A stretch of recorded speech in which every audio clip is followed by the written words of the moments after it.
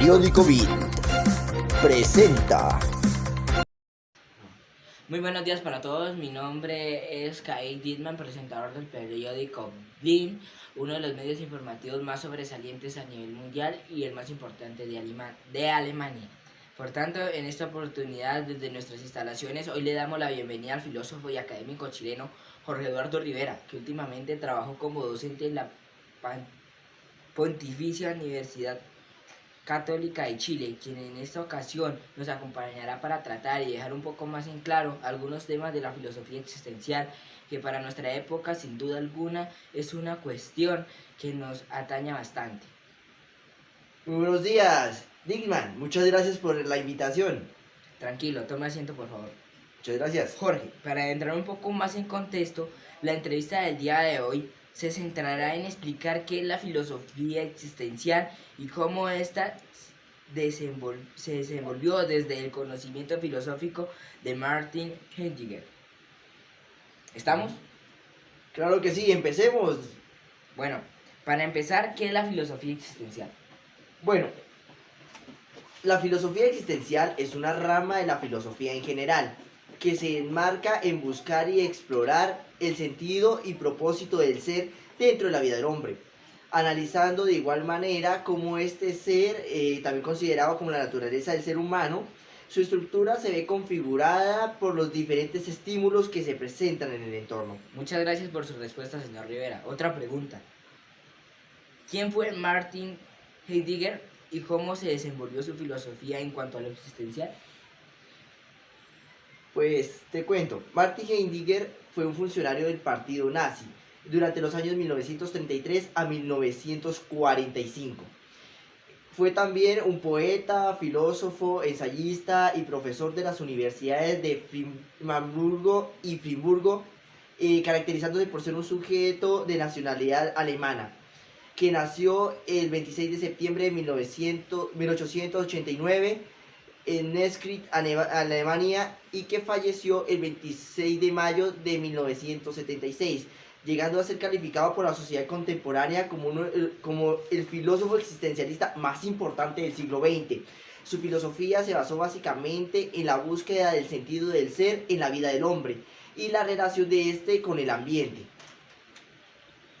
el cual también, bajo sus postulados, nos invita a llevar una forma de vida auténtica y no inauténtica, desde la postura del Dasein, que fue, como definió al ser humano, aquel con la capacidad de reflexionar y cuestionar sobre su propia existencia. Bueno, Jorge, otra cosa.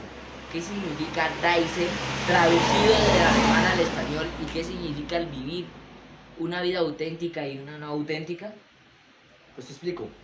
El Dasein, traducido del alemán al español, significa el ser ahí o el ser en el mundo, que hace alusión al hombre como aquel ente inyectado en el mundo y aquel con el que interactúa y sirve para estructurar su propia naturaleza. Otra cosa que pues tal vez ahí de lo que tú me preguntas es que cuando hablamos de una vida auténtica nos referimos a aquella forma de vivir en la que se basa o se lleva a cabo, digamos, el desarrollo de nuestra, pues, si llevamos una forma de vida que se desarrolla bajo nuestra propia naturaleza y en la que se es consciente de la finitud existencial del ser humano. Por lo cual, en contraste con lo anterior, hablamos de una vida inauténtica como la forma de vivir, como aquella que encontramos la auténtica, y se caracteriza por ser aquella forma de vida que se compone, digamos, de seguir o orientarse por los diferentes pues, esquemas sociales, ¿sí? Y es aquella forma, valga la redundancia y del término, es aquella forma de vida en la que el ser humano adopta una postura que no es consciente de su finitud existencial, ¿sí? Es decir, que le teme a la muerte, busca evadirla de toda y cualquier manera. Entonces es eso que tal vez provoca en el hombre en el que no pueda vivir en paz y a todo momento esté viviendo casi que algo fantasioso. No es un ser humano que se acople a la realidad. Bueno, ilustre filósofo, otra pregunta. ¿En qué consiste el problema de la metafísica planteada por Heidegger? Pues le comento, el problema en sí, o la problemática de la metafísica por la que se refiere Heidegger, es que el enfoque, es por el enfoque que la misma ha adoptado de los tiempos de Platón y Aristóteles, en cuanto se inclinó por el estudio de lo óntico, es decir, el estudio basado o el análisis de los entes, y dejó a un lado el estudio ontológico, que es el estudio, según Heidegger, basado en el, ¿cómo le explico ahí?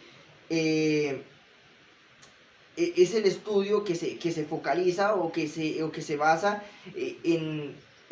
digamos, en investigar o dar con la verdadera esencia del ser en sí mismo, ¿sí? Y dice, bueno, ¿por qué digamos, decimos que la metafísica presenta una problemática y falló, digamos, en cuanto a lo que dice Heidegger?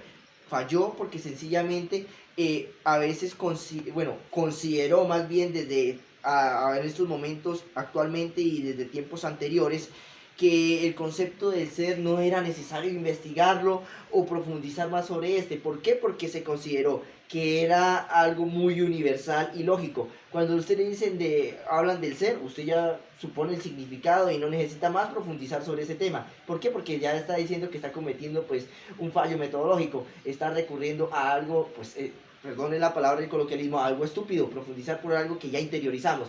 Entonces es ese punto en el que Heidegger enfatiza y dice que estamos cometiendo un error, porque estamos olvidando nuestra investigación sobre nuestra naturaleza, dejándola a un lado porque creemos ya saberla, pero en realidad no estamos retirando la misma. ¿Sí me hago entender? ¿Y qué pasa? Que esto es un factor, o esto fue lo que Heidegger llamó el olvido del ser, que también se ve alimentado por la cotidianidad. ¿Sí? La cotidianidad que se ve estructurada y de hoy en día y de hace bastante ya décadas, digámoslo así, que son las revoluciones de las revoluciones industriales y otros movimientos sociales que pues ya reprimen la naturaleza del ser humano y quieren vincularlo a que es una máquina o a estigmatizar sus capacidades. Bueno, ya para darle cierre a esta entrevista, ¿cómo fue que Heidegger concibió al ciudadano por medio de su filosofía? Heidegger estableció el ideal del ciudadano como la última forma en cómo el Dasein vive.